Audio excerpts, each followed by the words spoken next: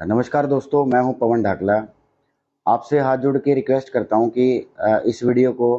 आप शुरू में शेयर कर दें। मैं एक बहुत ही ज़रूरी जानकारी आप तक पहुंचाने जा रहा हूं। तो आपसे उम्मीद की जाती है दोस्तों कि आप इसको जल्दी से जल्दी जितना हो सके शेयर कर दें दोस्तों।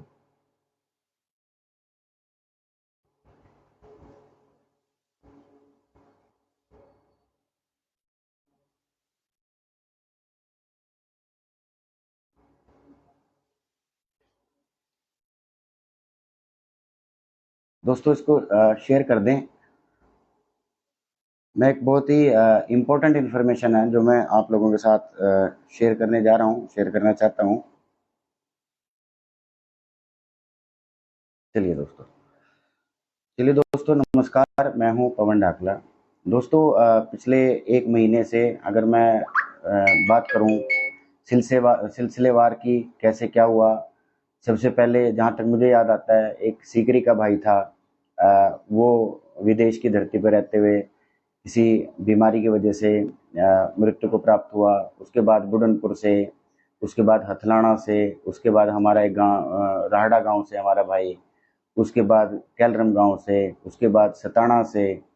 और उसके बाद टोंठा गांव से। और इसके बीच में एक और खबर आ रही है कि शायद कोई बंदराना से जर्मनी में है भाई, वो भी किसी दुर्घटना का शिकार हो गया है। दोस्तों ये बहुत ही ऐसी घटनाएं घट रही हैं जिन पे शायद हमारा एकदम से कहें तो कंट्रोल नहीं है, लेकिन इस विषय में कहीं ना कहीं सोचने की जरूरत है। और मैं धन्यवाद तो नहीं देना चाहिए, लेकिन बात बतानी ज़रूरी है आप लोगों को, आपके साथ शेयर करनी कि इस मामले में एक जो गांव टोंठा है, वहाँ के निवासियों ने एक बहुत अच्छी पहल की है और करनी भी चाहिए। देखिए दोस्तों, हमें जो चैरिटी बिगन्स एट होम, मतलब कि किसी भी अच्छे कार्य की शुरुआत जो घर से होती है। और अच्छा कार्य ये है दोस्तों कि गांव टोंठा के जो निवासी हैं, कल किसी चौपाल में वहाँ पर एक इकट्ठा हुए और उन लोगों ने ऑन द स्पॉट डिसीजन लिया और पूरे के पूरे गांव ने मिलकर करीब 10 लाख रुपए की राशि वहीं पर जुटाई। इसके अलावा उन गांव के जो बच्चे हैं, बहुत सारे फ़ोन भी आ रहे हैं, हमारे पास भी आ रहे हैं, परिवार वालों के पास भी आ रहे हैं, बहुत सारे बच्चे हैं। किसी ने गो फंड बनाया, किसी ने उनके दो दो अकाउंट दिए गए हैं, उसमें पैसे डाले। आसपास के जो गांव के लोग हैं उन्होंने पैसे डाले। तो दोस्तों मैं आपसे एक हाथ जोड़ के रिक्वेस्ट करता हूँ, निवेदन करता हूँ कि बहुत साधारण सी और बहुत एक सिंपल सी बात है कि हमें शुरुआत अपने घर से करनी चाहिए, हमें अपने शुरुआत अपने गांव से करनी चाहिए, बजाय इसके कि हम इधर उधर अपनी मदद की तलाश में भागते फिरें। लेकिन मदद की जरूरत सही में है दोस्तों। देखिए कितनी अजीब बात है, कितनी ऐसी बात है कि अ, जो ये अपना टोंठा गांव से बच्चा बाहर गया हुआ था, इसके माता पिता के पास सिर्फ 1 एकड़ जमीन थी। वो भी इन्होंने जो भी 25 लाख 30 लाख में, आपको पता है इस अवस्था में जो जमीन बिकती है वो उसके रेट भी कम लगते हैं, वो बेची। इसके अलावा 5-10 लाख रुपए जो भी था अपने रिश्तेदारों से प्यारों से लिया, बच्चे को भेजा और बच्चा भी चला गया, जमीन भी चली गई, पैसे भी चले गए, इज्जत भी चली गई, सब कुछ हो गया। तो इस मामले में कहीं ना कहीं गांव सामने निकल के आया और गांव वाले मदद को आए, तो ये एक बहुत अच्छी बात है। यही रिक्वेस्ट मैं गांव सताना के निवासियों से करना चाहता हूँ। सताना के बहुत सारे बच्चे बाहर गए हुए हैं। आप लोग ये आप लोगों के आगे आने का टाइम है, आप लोग सामने आए, उसके बाद ही और लोग भी सामने आएंगे, गांव की मदद होगी। आप गांव में इकट्ठे हों, वहाँ के जो सरपंच साहब हैं, जो पुराने सरपंच हैं, उनसे हाथ जोड़ के निवेदन है, जो भी गांव सताना के निवासी देखें वो इस वीडियो को शेयर भी जरूर करें कि आप गांव में इकट्ठे हों और कहीं ना कहीं एक अच्छी धनराशि वहां पर जुटाएं। यही रिक्वेस्ट मेरी, जो कालरम का भाई है हमारा अभिषेक, जो भी मुझे लगता है कि अब इस दुनिया में नहीं है, और परिवार वाले भी ये अब कहीं ना कहीं मान चुके हैं और आज या कल उनके गांव में जाएंगे और जो भी व्यवस्था है वो करनी पड़ेगी। तो कालरम के, डिंगर माजरा के, कलेड़ी के और कैमला के, बस्ताड़ा के, कुटेल के जितने भी हमारे बच्चे हैं, इन सब से आग्रह है कि आप इस बच्चे की मदद को सामने आएं और इस बच्चे की मदद करें दोस्तों। ये तो रहा मदद का सिलसिला दोस्तों। एक दिन में तो हम भी 3-3 अकाउंट नंबर और वो डालकर आप लोगों को परेशान और विचलित नहीं करना चाहते। हम भी ये चाहते हैं कि आप खुद इस मामले में सामने आएं, निकल के आएं और वो करें। अब दोस्तों दूसरी बात जो मैं आप लोगों के साथ शेयर करने जा रहा हूँ वो ये है कि इन सब घटनाओं को देखते हुए अखिल भारतीय रोड महासभा ने ये निर्णय लिया है, प्रधान चौधरी नसीब सिंह ने ये निर्णय लिया है कि एक अखिल भारतीय शांति महायज्ञ गुरु ब्रह्मानंद जी का जो बड़ा आश्रम है कुरुक्षेत्र में, जो उनकी देवियाँ हैं, देवी अभिलाषा और उनके साथ जो देवियाँ हैं, वो दिनांक शुक्रवार को, आने वाले शुक्रवार को सुबह 9:30 बजे रोड भवन करनाल में एक शांति यज्ञ, जो हमारे बच्चे बाहर देशों में रहते हैं, यहाँ रहते हैं, जो भी अकाल मृत्यु को प्राप्त हुए, जिनका भी समय नहीं था जाने का, उनकी आत्मा की शांति के लिए एक महायज्ञ का आयोजन रोड भवन करनाल में किया जा रहा है। और इस महायज्ञ का आयोजन का जो मेन मकसद है वो ये है कि जो बच्चे चले गए उनकी आत्मा को शांति मिले, और इस तरह की जो घटनाएं हैं जो ब्रह्मानंद जी के आशीर्वाद से ऐसी घटनाओं में कमी आए, कहीं ना कहीं शांति हो, और बच्चे जिस काम के लिए वहाँ पर गए हैं, पढ़ने के लिए गए हैं, लिखने के लिए गए हैं, अपने परिवार को ऊंचा उठाने के लिए गए हैं, वो उसमें वहाँ पर कामयाब हों और गुरुजी उनका साथ दें। तो दोस्तों आप सभी से ये विशेष आग्रह है कि आप सभी लोग, मैं सबसे पहले आग्रह करता हूँ हमारे जो सीकरी से बच्चा गया उसके परिवार से, गांव राड़ा से जो हमारा बच्चा राजपूत समाज से है उसको गया उसके परिवार से, बुढ़नपुर का जो बच्चा गया उसके परिवार से, जो टमठा से गया उसके परिवार से, जो कालरम का गया उसके परिवार से, अथलाना का गया उसके परिवार से, और अगर मैं मुझे लगता है कि लिस्ट बहुत लंबी है ये, और आप सभी से हाथ जोड़ के ये निवेदन है कि आप सभी लोग यहाँ पर आएँ शुक्रवार को सुबह 9:30 बजे, और इस यज्ञ में आहुति डालकर इन बच्चों की आत्मा को शांति पहुँचे, इसके लिए इसमें आहुति जरूर दें। इसके अलावा दोस्तों एक और चीज़ मैं आप लोगों के साथ डिस्कस करना चाह रहा था, वो ये थी कि हम सब लोगों को एक ऐसी देखिए मैं मानता हूँ कि ऐसी घटनाएं जब संख्या बढ़ती है तो ऐसी घटनाएं होती हैं। कुछ घटनाएं ऐसी थी जो नहीं होनी चाहिए, लेकिन कुछ घटनाएं प्राकृतिक हैं, बीमारी भी प्राकृतिक है, बीमारी हो सकती है किसी को, और ऐसे में परिवार कहीं ना कहीं ऐसी अवस्था में पहुंच जाता है कि कभी कोई उसकी मदद के लिए जाता है, कभी कोई उसकी मदद के लिए जाता है, कभी उसको कोई कैसी सलाह देता है, कभी कोई कैसी सलाह देता है। तो इन सब से बचने के लिए एक तरीका जरूर होना चाहिए कि समाज के कुछ वर्गों के लोग, या एटलीस्ट हमारे समाज के लोग ये शुरुआत जरूर करें कि 2-4 लोग मिलके, जिन लोगों को पूरे इस मामले में जानकारी हो, जो लोग कहीं ना कहीं सारी बातों का ज्ञान रखते हों। कि देखिए मैं एक और बात आप लोगों के साथ शेयर करना चाहता हूँ दोस्तों। देखिए प्रकृति का एक नियम होता है, और कहीं ना कहीं हमें इस चीज़ को स्वीकार करना चाहिए, मानना चाहिए, और कुछ लोग इसको बुरा भी बता सकते हैं, लेकिन मैं ये मानता हूँ कि इस प्रैक्टिकल युग में देखिए एक तो पहले से ही परिवार कहीं ना कहीं कर्जे के अंदर रहता है, परिवार पहले ही मुसीबतों के अंदर रहता है। लेकिन जिस तरह से हमारा एक प्रचलन चला हुआ है कि हमें अमेरिका से, कनाडा से या ऑस्ट्रेलिया से कहीं भी ऐसी कोई बात हो जाती है तो हम वहाँ से कोशिश करते हैं कि उसकी बॉडी वहाँ से मंगाई जाए। दोस्तों इसमें सरकार कुछ नहीं करती, ना सरकार कुछ कर सकती। हो सकता है कोई विषम परिस्थितियां ऐसी हों कि सरकार कोई इसमें कोई कदम उठाए और ऐसी हेल्प मिल जाए,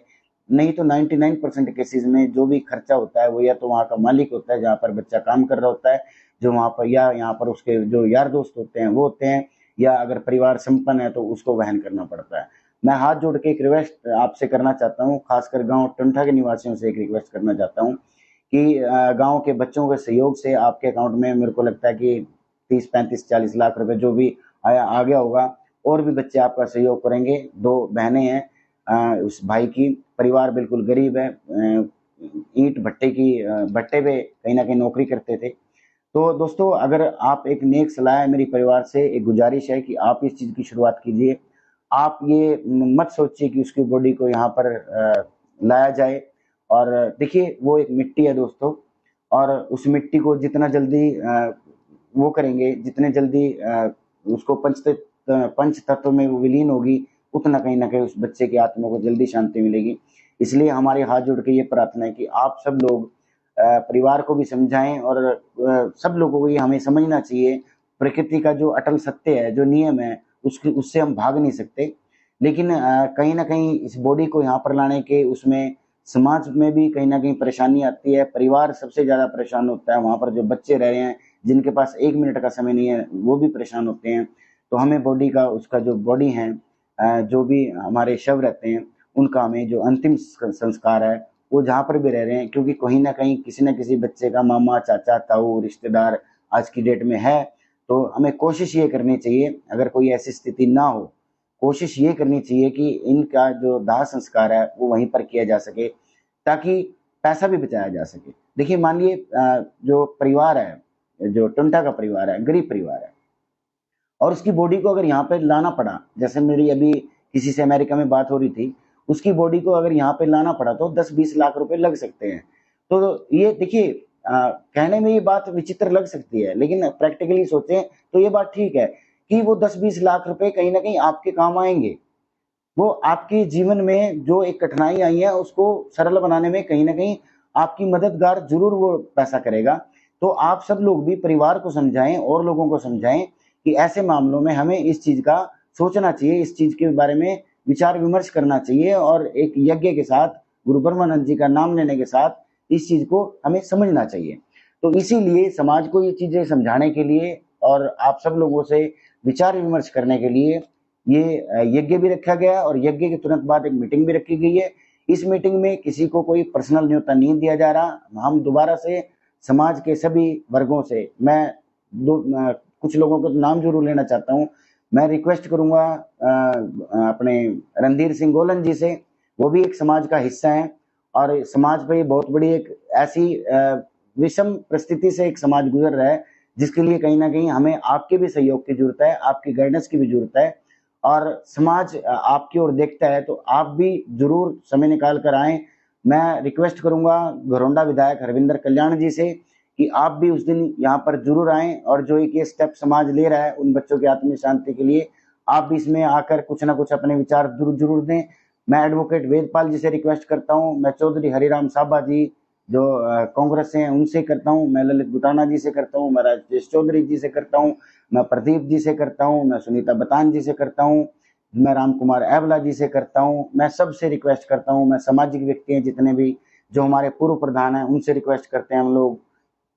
जो हमारी कार्यकारिणी है पूरी रोड महासभा की, उनसे हम रिक्वेस्ट करते हैं, जितने भी सामाजिक लोग हैं हम उनसे रिक्वेस्ट करते हैं, जितने भी परिवार हैं हम उनसे रिक्वेस्ट करते हैं। और खासकर जो रिक्वेस्ट है वो उन लोगों से है जो गुरु ब्रह्मानंद जी के आश्रम से जुड़े हुए लोग हैं, चाहे वो हथलाना हो, चाहे करनाल सेक्टर 7 हो, चाहे वो कुरुक्षेत्र हो, चाहे कहीं भी हो, आसपास के गांव हो। देवी अभिलाषा जी भी आप सब लोगों को इस मामले में जरूर एक दिन में, 2 दिन में या आज आपको संबोधित करेंगी, और इस यज्ञ के बारे में बताएंगी कि इस यज्ञ में आपको क्यों भाग लेना चाहिए, ये यज्ञ समाज के लिए क्यों जरूरी है, क्यों हितकारी है।